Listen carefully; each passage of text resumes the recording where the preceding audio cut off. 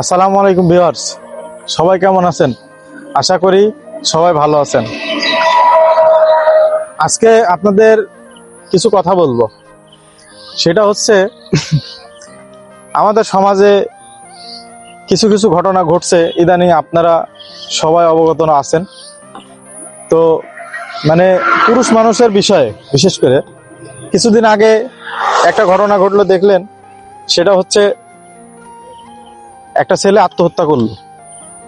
তো উনি কিন্তু অনেক সুদর্শন একটা পুরুষ, ভালো ক্যারিয়ার, এবং তার কি নেই, ভালো জীবন সঙ্গিনী, টাকা পয়সা, বাড়ি গাড়ি সব কিছু আছে, কিন্তু তার ভিতরে একটা মানসিক শান্তির অভাব ছিল, যার কারণে সে নিজে আত্মহত্যা করছিল।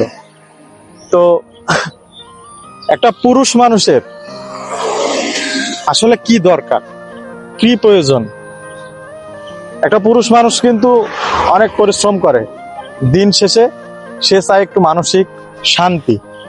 সেটাও যদি সে না পায়, তার কাছে টাকা পয়সা, গাড়ি বাড়ি, নারী, এগুলা কোনো কিছু যায় আসে না। তো ভাইটি একটা চিরকুটে লিখে দিয়ে গেছিল যে আমার মৃত্যুর জন্য কেউ দায়ী না, আমি নিজেই দায়ী, আমি কাউকে সুখী করতে পারি নাই।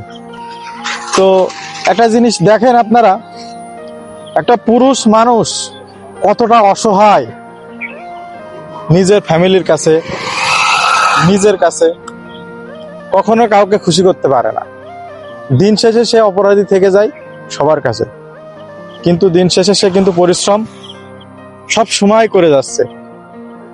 তাই বলি যে আপনারা যারা ভিডিওটা দেখবেন, বিশেষ করে আমরা যারা পুরুষ আছি, সব সময় একটা মেন্টালিটি সুন্দর রাখার চেষ্টা করতে হবে।